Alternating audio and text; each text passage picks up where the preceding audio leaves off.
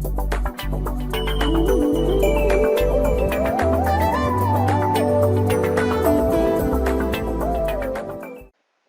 semuanya, selamat datang kembali ke dalam kelas Introduction to AI and ML bersama saya, Vence Jeremias Lewi Engel. Pada sesi kali ini, kita akan belajar tentang Supervised Learning bagian pertama. Kita akan belajar tentang apa itu Supervised Learning dan bagaimana penerapan Supervised Learning untuk klasifikasi dan prediksi. Sebelum kita lanjut, kita akan menyaksikan sebuah video tentang penerapan AI dan machine learning di negara Tiongkok. Mari kita saksikan. Everywhere she goes, Ouyang Haoyu is followed. What she buys, how she behaves, is tracked and scored to show how responsible and trustworthy she is. It's called the social credit system, and in one version now being tested, a person's reputation is scored on a scale of 350 to 950.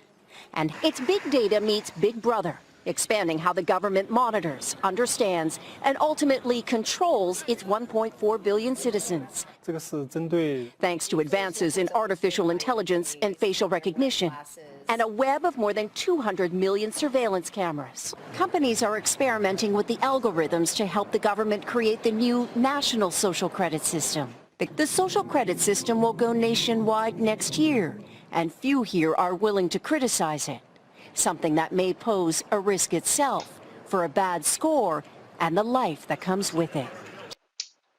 Baik, dari video yang barusan kita lihat, tampak negara Tiongkok menerapkan sistem sosial kredit ditunjang dengan AI dan ML. Kamera CCTV bisa mengenali wajah seseorang, itu namanya siapa, nomor induk penduduknya berapa, dan bisa mendeteksi apa yang dilakukan orang tersebut maupun lokasinya di mana. Wah, keren sekali ya. Untuk itu, pada sesi pembelajaran kali ini, diharapkan Anda mampu untuk yang pertama, membedakan konsep machine learning supervised dengan unsupervised. Yang kedua, menyebutkan tujuan menggunakan supervised learning, yaitu klasifikasi dan prediksi. Yang ketiga, menyebutkan teknik-teknik yang digunakan dalam supervised learning. Dan yang keempat, menyebutkan konsep dan gambaran teknik supervised learning dengan decision tree dan naive Bayes. Bagian pertama, kita akan belajar membedakan supervised dengan unsupervised learning. Kita akan melihat ilustrasi pengajuan kredit atau pinjaman ke bank.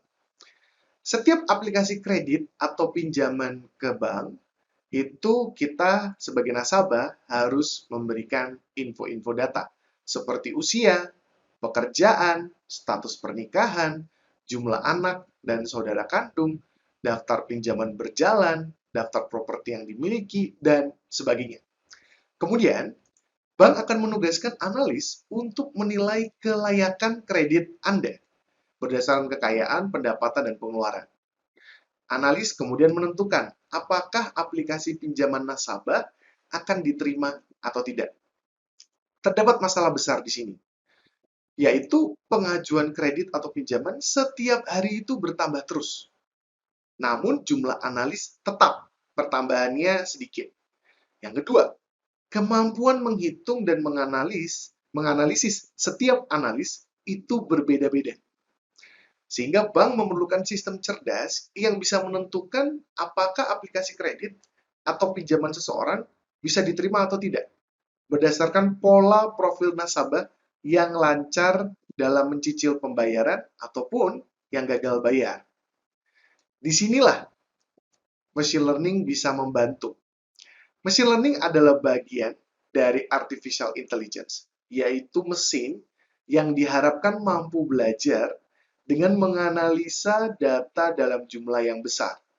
Dalam kasus peminjaman, kita bisa melatih komputer untuk membaca data peminjam, menganalisis datanya, menemukan pola peminjam yang lancar membayar cicilan, ataupun yang gagal membayar, dan sehingga bisa mengeluarkan rekomendasi bagi aplikasi peminjaman yang baru. Apakah sebaiknya diberikan kredit atau tidak? Machine learning berbeda dengan pemrograman biasa. Sebenarnya, tanpa machine learning, analis di bank pun bisa membuat program untuk memberikan nilai kelayakan kredit. Di mana dalam pemrograman biasa, analis menyiapkan data, lalu dia membangun program, kemudian berjalan dan keluar hasil. Atau kita menggunakan pendekatan machine learning yang jelas berbeda, di mana analis harus menyiapkan data, lalu menyiapkan hasil. Menyiapkan outputnya kira-kira apa, computation dilakukan, dan keluarannya adalah formula. Mungkin Anda masih belum jelas. Kita berikan contoh yang lebih detail. Begini. Misalnya, tadi ya, analis tadi mau buat program. Maka dia menyiapkan data nasabah. Oke. Lalu dia menyiapkan program analisis. Dia kerjasama dengan bagian IT di bank untuk menciptakan sebuah program. Atau dia menggunakan software spreadsheet biasa, seperti Excel. Kemudian, ketika dimasukkan data nasabah, dimasukkan formula-formula, analis harus menyiapkan, maka keluarnya adalah output. Lancar bayar atau tidak. Kalau dia ingin memprediksi kira-kira dari pola profil nasabah tersebut, nasabah itu akan lancar bayar atau tidak. Berbeda dengan pendekatan machine learning. Analis menyiapkan data nasabah, sama, persis. Kedua, analis memberikan label. Dari data-data tersebut, dari ratusan atau ribuan nasabah, dia memberikan label mana yang lancar bayar dan mana yang tidak. Dimasukkanlah ke dalam program machine learning. Program machine learning akan menganalisis pola, dia akan mengeluarkan formula rekomendasi. Jadi analis tidak perlu menganalisis mana pola profil nasabah yang lancar bayar atau tidak. Karena program machine learning yang akan melakukan hal tersebut. Keluarannya adalah formula rekomendasi. Analis bisa mengetahui ketika nanti memasukkan data yang baru, nasabah yang baru, dia bisa melihat kira-kira nasabah ini akan lancar membayar atau tidak. Machine learning itu dibagi dua, yaitu supervised learning dan unsupervised learning. Supervised learning bekerja dengan adanya label output dari manusia. Contoh yang tadi kita lihat tentang analis di bank, itu contoh supervised learning. Misalnya, contoh lain kita memberikan 100 gambar binatang. Diberikan label mana yang anjing, mana yang kucing. Kita masukkan gambar baru, maka mesin sudah bisa memberikan jawaban apakah gambar itu anjing atau kucing atau bukan keduanya. Sebaliknya, unsupervised learning bekerja tanpa label output atau tanpa label keluaran, melainkan menemukan sendiri pola di dalam data. Unsupervised learning digunakan untuk menghasilkan insight yang bisa saja belum kita pahami sebagai manusia. Kita akan lihat contoh detailnya seperti ini. Kita siapkan gambar. Kita berikan label kucing pada gambar tersebut. Lalu kita masukkan ke dalam komputer.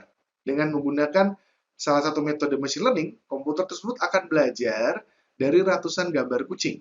Sehingga ketika kita menyiapkan gambar-gambar baru yang belum kita beri label, mesin bisa membedakan mana yang kucing dan mana yang bukan kucing, otomatis.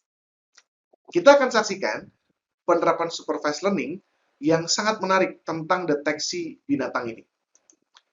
Oke, Anda sudah siap? Mari kita saksikan.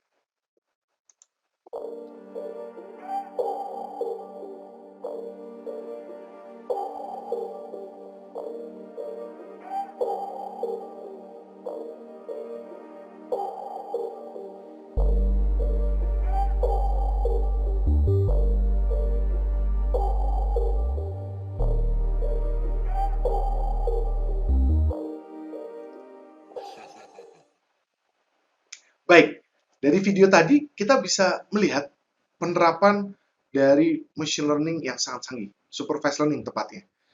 Dia bisa mendeteksi dengan mengarahkan kamera mana yang kucing. Perhatikan, mesin itu sudah belajar untuk mendeteksi mana yang bentuknya adalah kucing. Terbukti ketika disorot ke kaki ataupun sepatu, tidak keluar tulisan kaki atau sepatu. Betul bukan? Karena mesin itu cuma belajar bahwa dia mendeteksi yang mana yang kucing. Sehingga kalau ada objek-objek lain di dalam kamera tersebut, di dalam video tersebut, dia tidak bisa mengenalinya.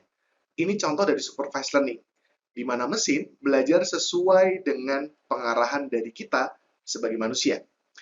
Sekarang kita akan melihat yang unsupervised learning. Pada unsupervised learning, kita tidak memberikan label apapun. Misalnya, kita memiliki gambar kucing dan anjing. Ada ratusan gambar. Kita tidak berikan label. Kita masukkan ke dalam komputer. Komputer, silakan belajar. Jadi komputer menemukan pola sendiri. Lalu kita bilang, komputer, buatlah dari gambar-gambar ini 2 kelompok. Jadi kelompokkan gambar-gambar ini, yaitu grup 1 dan grup 2. Kita tidak beri nama. Maka komputer, dengan menggunakan machine learning, akan membaginya ke dalam 2 grup. Grup 1 adalah kumpulan yang memang menurut komputer itu mirip-mirip. Begitu juga grup 2. Itu adalah kumpulan foto-foto binatang yang mirip-mirip juga. Nah, hasil grup atau klaster itu yang sudah dihasilkan, itu harus dianalisis kembali. Jadi kita sebagai manusia harus melihat foto-foto apa saja yang ada di dalam grup 1 dan foto-foto apa saja yang ada di dalam grup 2. Kita analisis, kita berdasarkan fitur, karakteristik, bisa jadi keluar hasil atau insight yang tidak disangka sebelumnya. Berarti sekarang kita akan melihat perbedaan dari supervised learning dan unsupervised learning. Yang pertama, kita lihat dari sistem pelabelan. Pada supervised learning, output harus kita tahu. Jadi kita sebagai manusia harus sudah tahu output dari setiap data. Kita punya data historis yang sudah kita berikan output. Nah, output itu menjadi label sebagai input. Sedangkan pada unsupervised learning, output data tidak diberitahukan. Kita juga seringkali tidak tahu. Nah, input itu tidak diberi label apapun. Yang kedua, dilihat dari tujuan atau kegunaan. Nah, supervised learning itu digunakan untuk memperoleh rekomendasi, ya, ataupun prediksi, klasifikasi, dan sebagainya. Di unsupervised learning itu digunakan untuk analisis, untuk menemukan insight baru. Yang ketiga, tujuan supervised learning adalah klasifikasi dan prediksi. Tujuan unsupervised learning itu bisa untuk clustering, bisa untuk deteksi anomali, dan asosiasi. Nah, deteksi anomali ini maksudnya adalah deteksi hal-hal yang tidak lazim terjadi. Banyak digunakan di institusi keuangan untuk mendeteksi transaksi fraud atau penipuan. Karena kan transaksi fraud atau penipuan itu beda dengan transaksi nyata. Pasti transaksi nyata itu lebih banyak. Jadi dia akan melihat anomali atau hal-hal yang tidak lazim terjadi. Terakhir, evaluasi model supervised learning itu dilakukan secara kuantitatif. Artinya, model yang baik menghasilkan akurasi klasifikasi atau prediksi yang tinggi. Jadi kalau Anda sering mendengar ada mesin bekerja dengan akurasi 90%. Nah, hampir pasti itu adalah supervised learning. Sedangkan untuk mengevaluasi model unsupervised learning, itu dilakukan secara kualitatif. Model yang bagus menghasilkan penjelasan yang lebih bisa dipahami manusia. Artinya kita memahami bagaimana akhirnya unsupervised learning tadi bisa membagi gambar-gambar menjadi 2 kelompok. Kita bisa analisis dan kita bisa menemukan penjelasan yang bisa kita pahami. Nah, itu contoh evaluasi unsupervised learning dengan kualitatif. Baik, kini kita akan masuk ke bagian berikutnya. Kita akan fokus pada supervised learning untuk klasifikasi dan prediksi. Mungkin ada yang bertanya, Pak Vence, saya masih belum terlalu jelas tentang perbedaan klasifikasi dan prediksi. Nah, kita akan lihat sebuah video mirip dengan apa yang diterapkan di negara Tiongkok, tapi mungkin satu langkah lebih canggih. Perhatikan.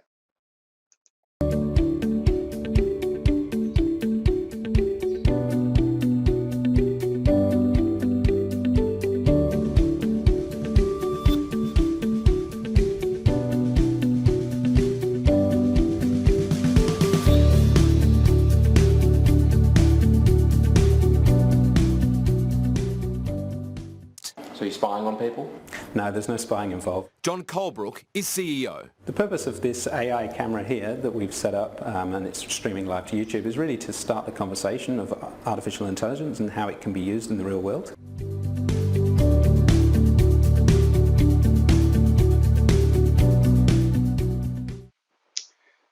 Dari video barusan, penerapannya memang mirip dengan yang ada di negara Tiongkok. Tetapi penerapan di Australia ini, dia mendeteksi banyak hal. Bukan hanya tentang wajah orang, lalu dia siapa, dia mendeteksi berbagai objek, yang ada, mobil, lampu lalu lintas, bahkan dia bisa mendeteksi nomor polisi kendaraan Anda. Lalu kalau nomor polisi tersebut ternyata belum diperpanjang, atau itu ternyata mobil curian, bisa langsung diketahui. Keren sekali. Ya, ini adalah contoh penerapan supervised learning. Di dalamnya ada klasifikasi, tetapi sebenarnya juga ada prediksi. Maksudnya bagaimana? Klasifikasi adalah proses membagi data input ke dalam kategori atau kelas sesuai dengan pembelajaran yang dilakukan. Nah, misalnya di dalam gambar ini, itu ada data. Lalu kita ingin membagi data tersebut. Kita ingin mendapatkan klasifikasinya. Nah, ditemukanlah garis pembagi klasifikasinya seperti ini. Garis pembagi klasifikasi ini berasal dari pembelajaran komputer dan bukan dari manusia. Jadi kita ingin membagi data ke dalam kategori atau kelas hasil pembelajaran, seperti anjing dan kucing tadi. Kalau prediksi agak berbeda. Prediksi adalah proses menebak atau memperkirakan nilai sebuah variabel berdasarkan data input sesuai dengan pembelajaran. Nah, ini adalah contoh dari prediksi. Ini menggunakan regresi. Jadi misalnya dari sumbu X input, kita ingin memprediksi hasil Y-nya seperti apa. Nah, contoh prediksi dengan regresi di atas, yang ada di sini, itu memperoleh garis regresi dari pembelajaran komputer, bukan dari manusia. Seringkali kalau kita mendengar tentang regresi, kita mengingat dengan persamaan matematis sebuah garis yang Anda pelajari di minggu sebelumnya. Tetapi jangan takut, bahwa sebenarnya kita ingin melatih sistem agar sistem yang menemukan persamaan garis tersebut. Misalnya kita ingin memprediksi harga rumah, begitu ya. Jadi dia akan dari berbagai input, seperti luas bangunan, luas tanah, jumlah kamar, maka polanya atau persamaan regresinya akan dicari sendiri oleh komputer. Bukan kita yang menentukan. Oke? Baik. Kita lanjut. Nah, ini contoh klasifikasi dengan supervised learning. Misalnya begini. Kita akan membuat suatu sistem filter email. Spam dan bukan spam. Nah, awalnya kita harus punya data dulu. Email-email spam dan email-email yang bukan spam.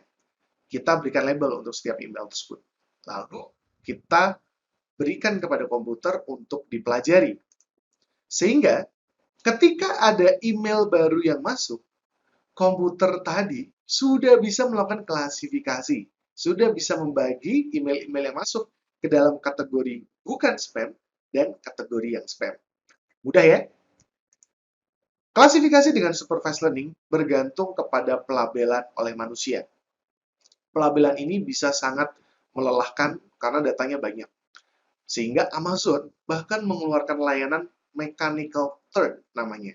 Ini adalah layanan crowdsourcing dari Amazon untuk tugas-tugas. Yang pertama, memberikan label pada data, memberikan flag pada foto-foto atau video yang violence, yang penuh dengan kekerasan atau ofensif, menuliskan ulang isi struk atau tulisan tangan. Jadi misalnya kita ingin mengenali tulisan tangan dari gambar, nah kita bisa meng-hire orang lewat Mechanical Turk ini untuk menulis ulang isinya.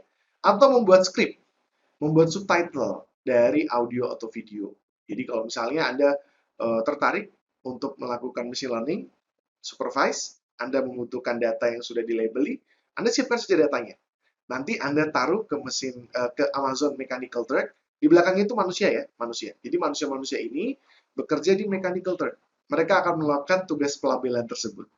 Jadi tugas kita sebagai peneliti ataupun engineer ataupun kita ingin membangun machine learning itu makin mudah dengan bantuan Mechanical Turk ini. Nah, contoh prediksi dengan supervised learning. Tadi saya sudah beri contohnya ya. Misalnya kita ingin memprediksi harga rumah dari luas tanah, luas bangunan, jumlah kamar mandi. Kita masukkan semua datanya, kita berikan juga label harga rumahnya, sehingga ketika ada data baru yang masuk, kita bisa mendapatkan prediksi kira-kira berapa harga rumah tersebut. Oke? Nah, teknik dalam supervised learning itu ada beberapa, ya, seperti decision tree dan neural networks dan yang lain. Nah, dua teknik supervised learning yang akan dibahas pada kelas kali ini adalah decision tree dan naive Bayes. Jangan takut duluan, karena sebenarnya yang akan kita lihat hanya intronya saja. bagaimana sebenarnya metode decision tree dan knife Bayes ini bekerja. Oke? Pada bagian kali ini, kita akan fokus pada bagian decision tree. Decision tree atau kalau diterjemahkan menjadi pohon keputusan, biasanya dimulai dengan pertanyaan sederhana. Misalnya, apakah kamu mengikuti kampus ITHB di Instagram? Kalau iya, kamu keren. Kalau tidak, kamu kurang keren, sayang.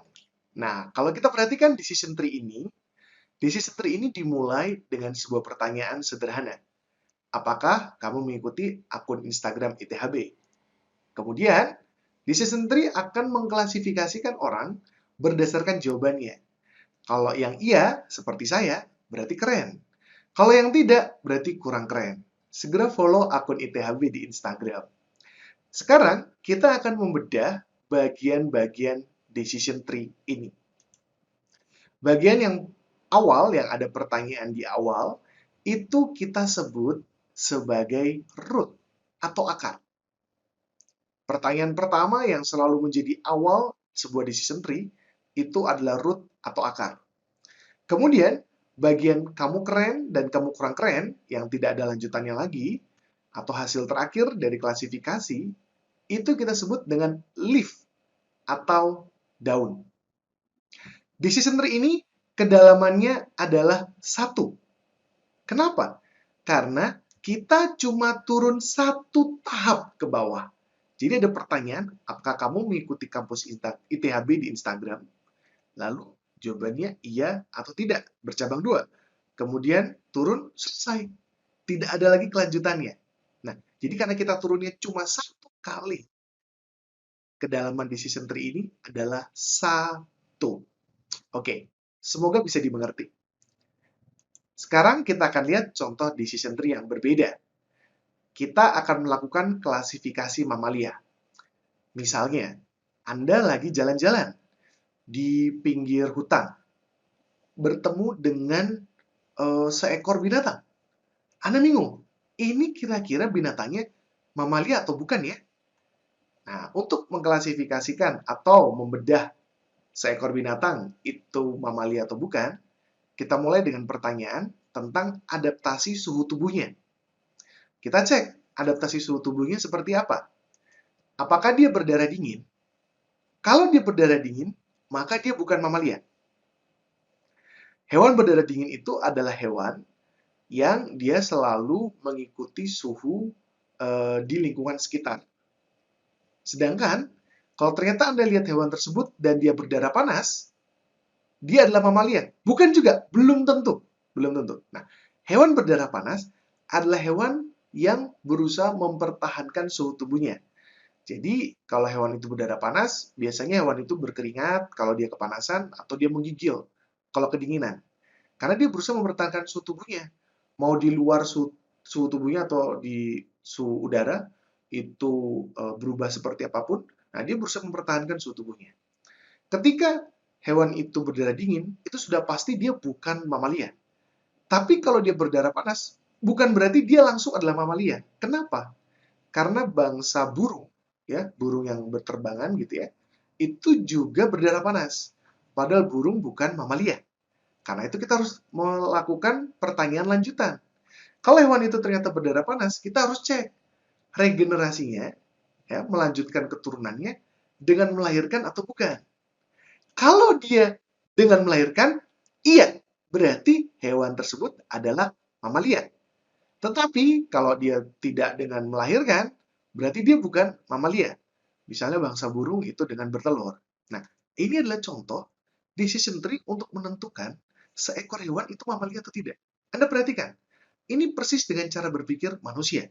Kita mengamati sebuah karakteristik, lalu kita cek iya atau tidak, atau keterangannya darah dingin atau darah panas, kemudian kita masuk ke pertanyaan selanjutnya, kita menemukan jawabannya, dan pada akhirnya kita bisa mengklasifikasikan sebuah masalah, seekor binatang, atau sebuah buah gitu ya, satu buah, itu sebenarnya termasuk buah apa, gitu ya, masalah apa, ataupun dia binatang apa. Nah, ini adalah sebuah decision tree yang kedalamannya berapa? Ya, benar. Yaitu kedalamannya 2. Karena kita turun satu langkah, kita turun satu tahap, tapi tidak berhenti. Kita masih turun sekali lagi. Sehingga kita turun 2 kali, dan kedalaman decision tree ini artinya adalah 2. Oke? Tidak susah, saya rasa? Nah, kali ini kita akan bedah bagian-bagian kalau decision tree-nya ternyata lebih dari 1 kedalamannya. Bagian yang paling atas, untuk pertanyaan adaptasi suhu tubuh. Bagian itu kita sebut apa? Betul sekali, yaitu root atau akar. Kali ini perhatikan bagian-bagian yang warnanya cerah, yang isinya adalah bukan mamalia, lalu mamalia. Bagian itu kita sebut apa? Benar, leaf atau daun. Kali ini yang ingin kita tahu adalah bagian yang ada pertanyaan regenerasi dengan melahirkan. Bagian ini kita sebut apa? Dia bukan root, karena dia bukan yang pertama. Tapi dia juga bukan leaf atau daun. Karena leaf atau daun itu berarti harus bagian yang terakhir, tidak ada kelanjutannya. Lalu bagian yang ada di tengah ini kita sebut apa ya? Bagian ini namanya adalah internal node atau node. Biasanya kita sebut node saja. Sehingga sekarang kita bisa membuat definisi bagian-bagian di dalam decision tree. Root adalah bagian yang ada di paling atas decision tree. Itu sudah pasti kita sebut root. Node adalah bagian dalam decision tree yang memiliki panah masuk dan juga memiliki panah keluar. Berarti dia tidak akhir. Dia masih ada kelanjutan. Kita sebut sebagai node.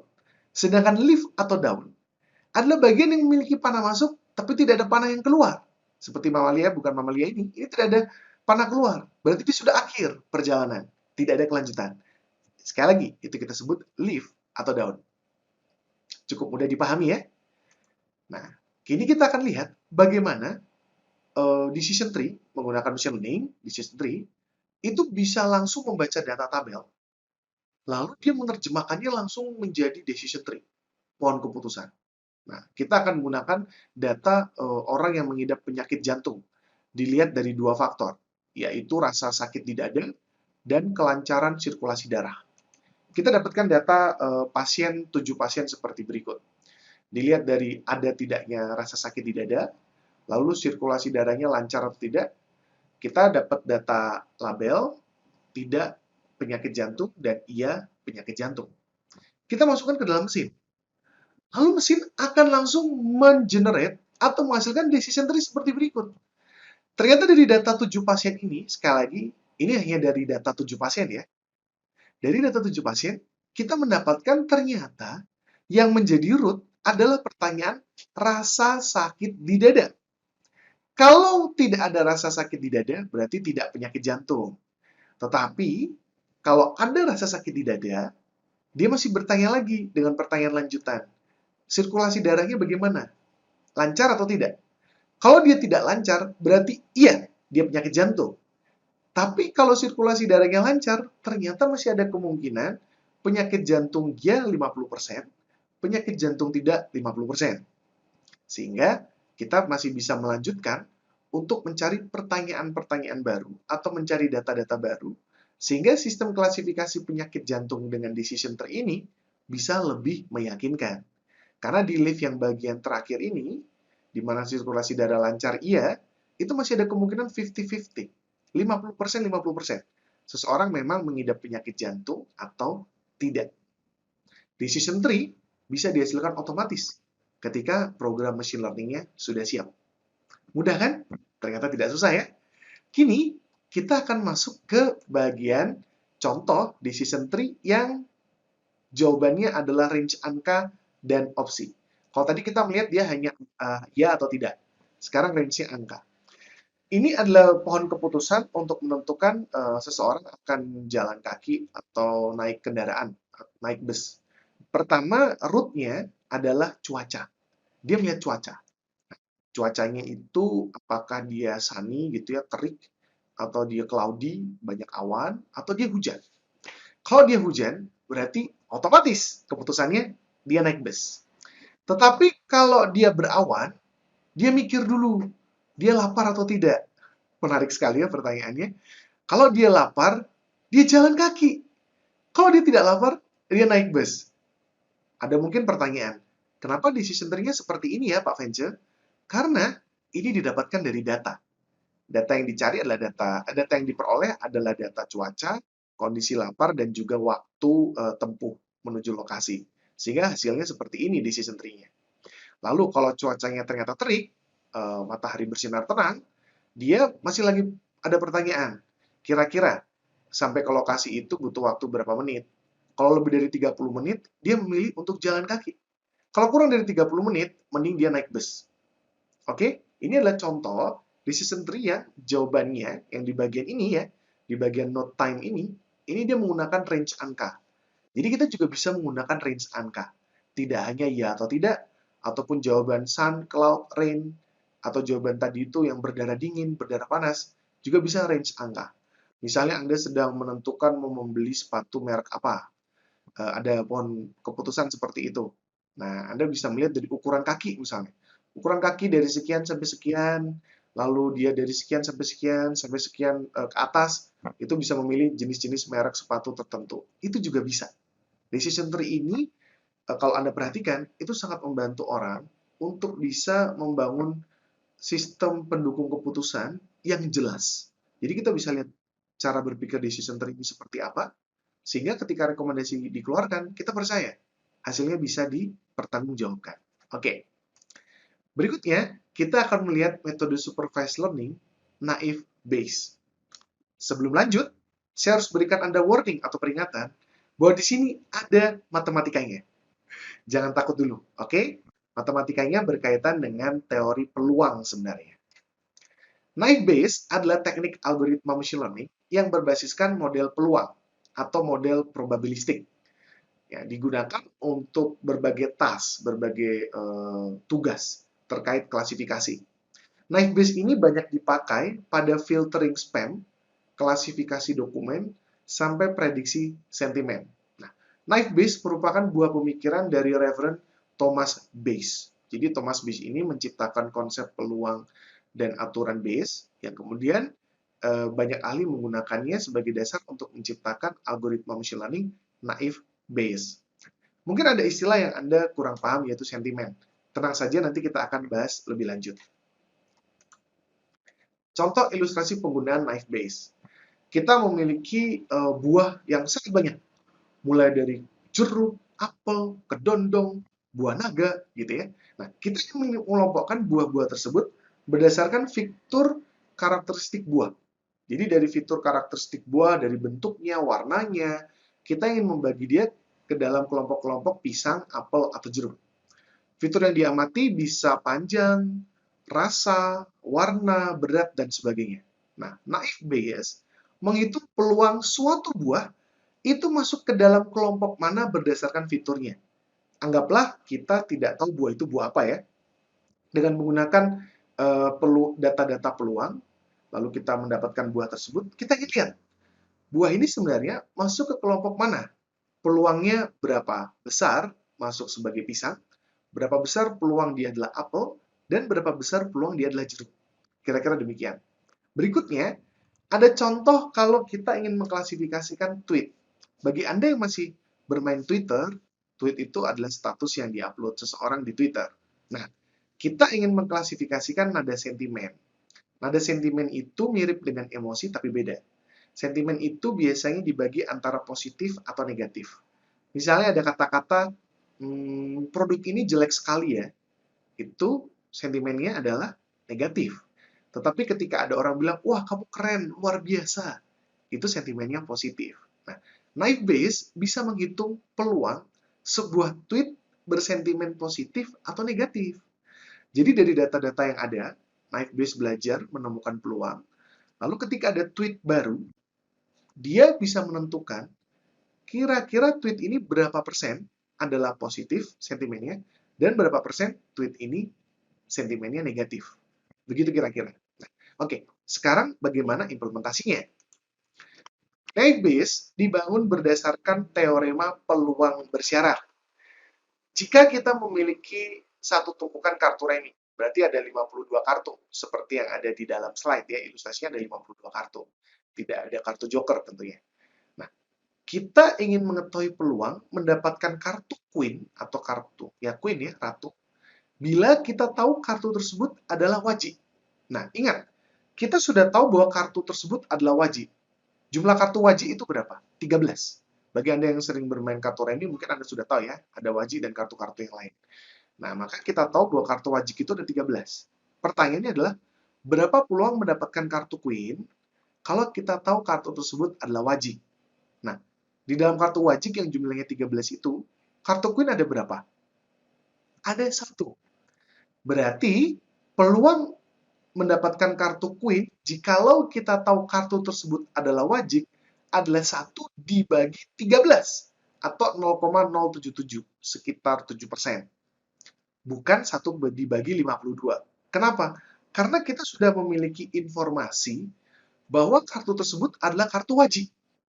Oke, kecuali yang ditanyakan adalah berapa peluang kartu queen wajib diambil dari satu tumpukan kartu remi. Queen wajib cuma ada 1 dari 52 kartu.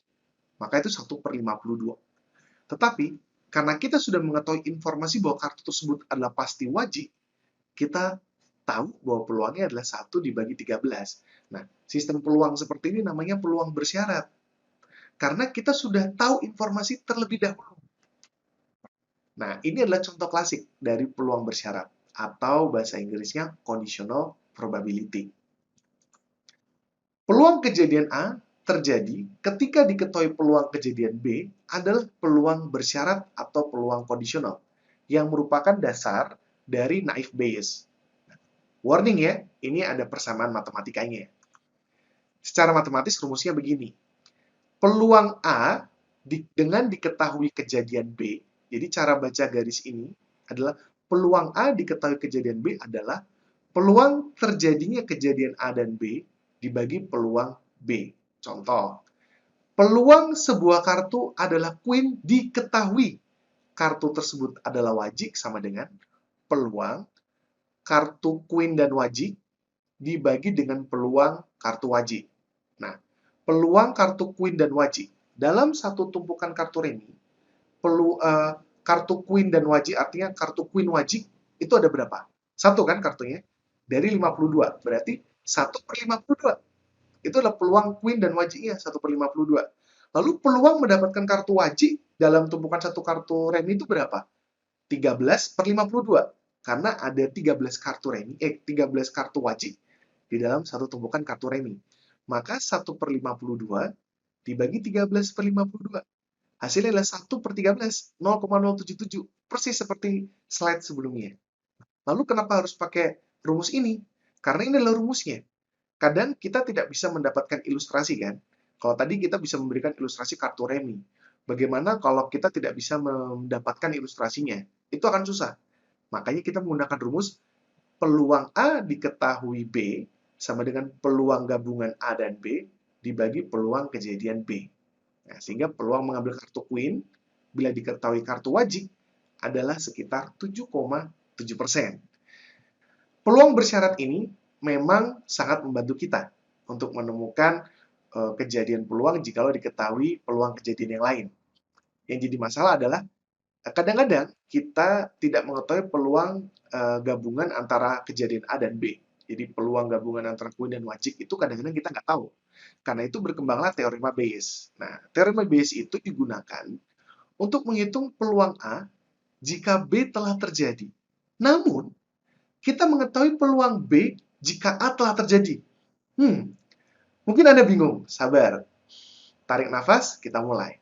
Jadi peluang kejadian A diketahui peluang kejadian B itu sama dengan peluang kejadian B diketahui peluang kejadian A dikalikan dengan peluang kejadian A dibagi peluang B. Oke? Saya ulangi. Peluang kejadian A diketahui kejadian B itu sama dengan peluang kejadian B diketahui kejadian A dikalikan peluang A dibagi peluang B.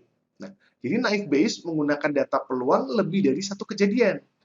Jadi naive Bayes itu digunakan untuk menjawab pertanyaan berapa peluang A jika B, C, dan D diketahui.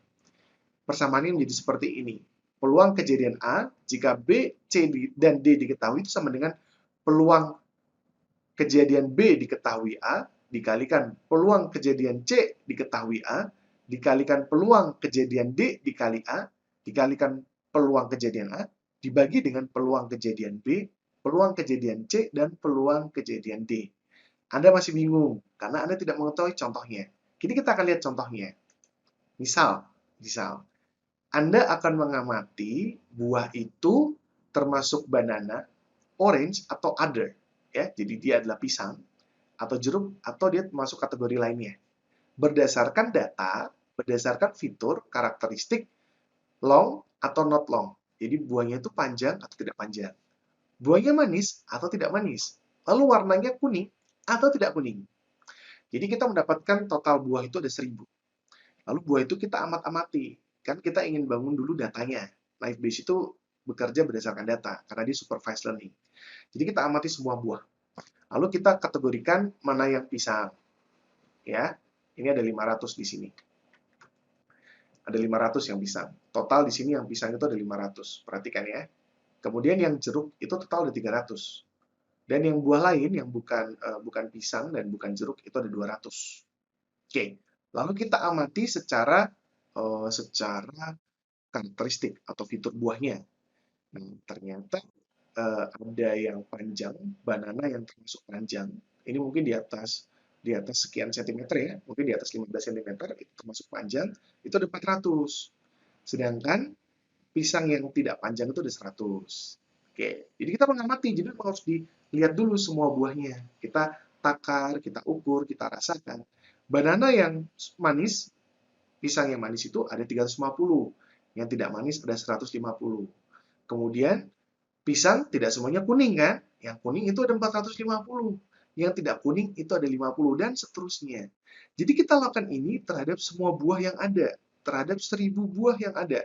Ini adalah total buah yang ada. Jadi ini total buah kalau di jumlah dari jenis buahnya itu ada 1000. Begitu juga kalau dilihat dari kategorinya, oke.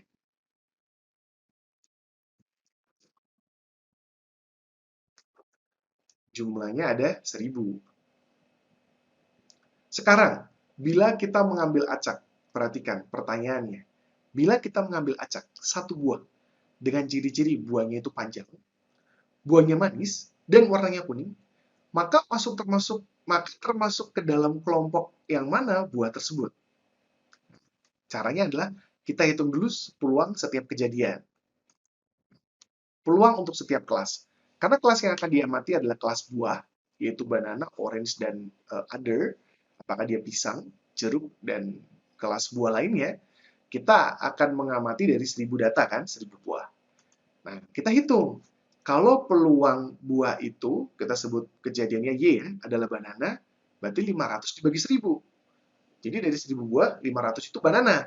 Berarti peluang, kalau kita ngambil secara acak sambil tutup mata gitu ya, buah pisang gitu, dari 1000 buah, itu adalah peluangnya 500 dibagi 1000, karena jumlah banana kan adalah 500.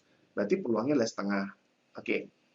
Lalu peluang orange adalah 300 dibagi 1000, 0,3. Lalu peluang buah-buah yang lain, yang diambil kemungkinan adalah buah-buah yang lain, itu 200 bagi 1000, atau 0,2. Oke, coba Anda pahami dulu. Ada 1000 buah, ada 500 pisang, ada 300 jeruk, dan ada 200 buah lainnya. Berapa peluang ketika kita ngambil acak itu adalah pisang? Itu adalah setengah. Kalau kita ngambil acak itu jeruk, itu ada 0,3. Kalau dia buah lain, bukan pisang, bukan jeruk, itu 0,2. Oke, kita hitung dulu peluang untuk setiap kelas. Selesai. Berikutnya, kita akan menghitung peluang semua fitur yang diketahui. Fitur itu apa? Fitur itu yang karakteristik tadi. Ada yang panjang, ada yang manis, ada yang warna kuning. Oke. Peluang dia adalah long. Tahu dari mana? Nah, di sini. Kan long itu ada 500 buah totalnya. Oke, ada yang 400 banana, ada yang termasuk 100 other. Berarti 500 dibagi 1000, kita dapat 0,5. Peluang yang sweet, kalau dia adalah sweet itu ada 650, berarti 650 dibagi 1000. Karena dari 1000 buah, ada yang 650 yang manis. Lalu, ada yang yellow atau warna kuning, itu 800. Jadi dari semua buah itu, 1000 buah, ada 800 yang warnanya kuning. Jadi peluang kita mengambil sebuah buah, gitu ya, dan warnanya adalah kuning, itu adalah 0,8. Sehingga peluang semua fitur adalah 0,5 kali 0,65 kali 0,8. Ini 0,26. Nanti ini masuk ke dalam rumus. Langkah ketiga, hitung peluang buah bila diketahui satu fitur. Ini artinya adalah peluang bersyarat biasa. Peluang buah itu adalah long jika diketahui dia banana, itu 400 dibagi 500. Dari mana? Kalau dari tabel itu dari sini. Sebuah buah adalah long, ya, satu buah itu adalah panjang, termasuk panjang kategorinya. Kalau diketahui dia banana, itu adalah 400 dibagi 500, bukan dibagi 1000. Karena kita mengetahui bahwa buah itu adalah banana atau pisang. Kita ambil data yang di sini, 500. Berikutnya, kalau dia sweet banana, berarti kita lihat sweet di sini 350. Berarti 350 bagi 500, ini 0,7. Lalu, kalau dia berwarna kuning, kalau kita tahu dia adalah banana, ternyata 450 bagi 500, ini 0,9. Sehingga keseluruhan peluang, ya, likelihood of evidence, kalau diketahui adalah banana, itu adalah 0,8, 0,7 kali 0,9, atau 0,504. Kita lakukan hal yang sama terhadap kelas buah lain, yaitu orange dan other. Cara membacanya bagaimana sih sebenarnya? Begini. Peluang long diketahui banana artinya, jikalau kita mengambil satu buah banana, berapa peluang memang dia adalah long. Kalau kita mengambil satu buah banana, berapa peluang dia adalah sweet atau manis. Kalau kita ambil satu buah banana atau pisang, itu berapa peluang memang warnanya adalah yellow atau kuning. Nah, itu membuat likelihood untuk banananya.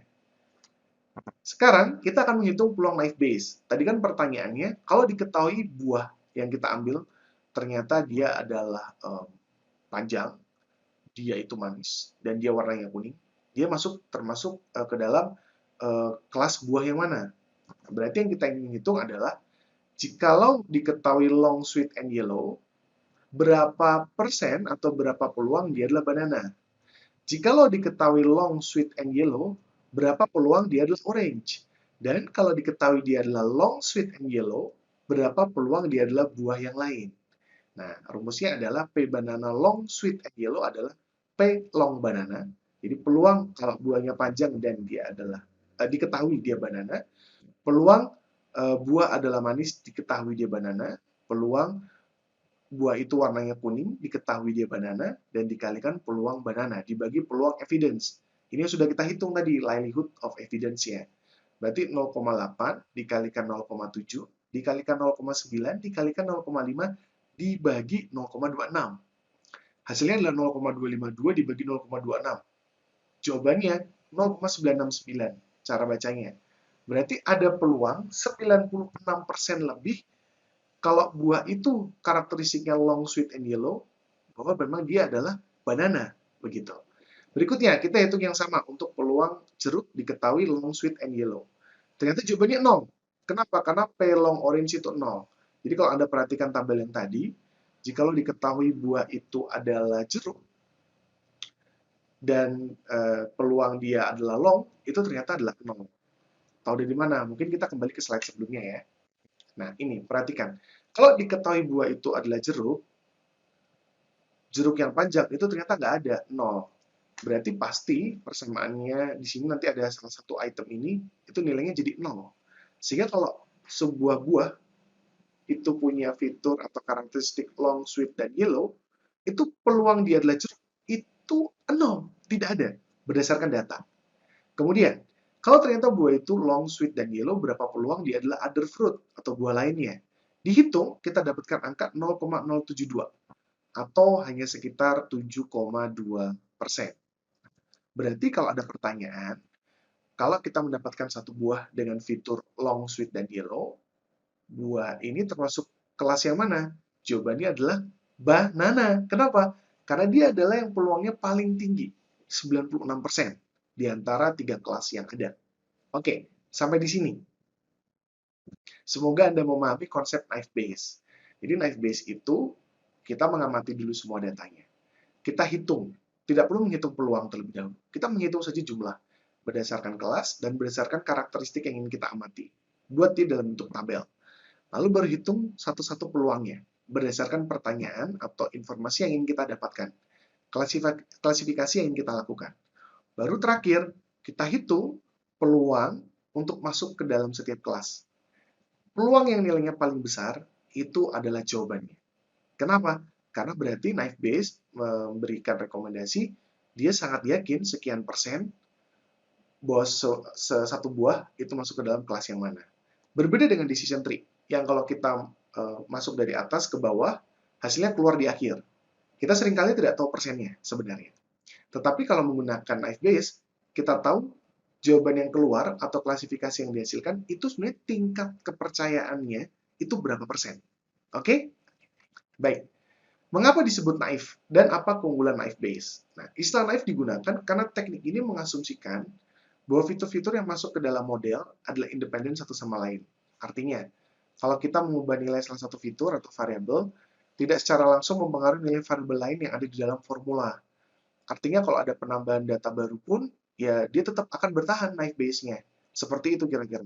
Dia tidak peduli kalau ternyata antara manis dengan warna itu ada kaitannya. Dia nggak peduli.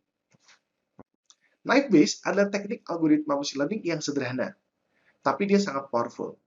Dia hanya memanfaatkan data-data tabel tadi, dibuat jadi peluang. Tetapi dia sebenarnya diimplementasikan di begitu banyak sistem. Mengapa? Karena algoritmanya bisa dibuat dengan mudah.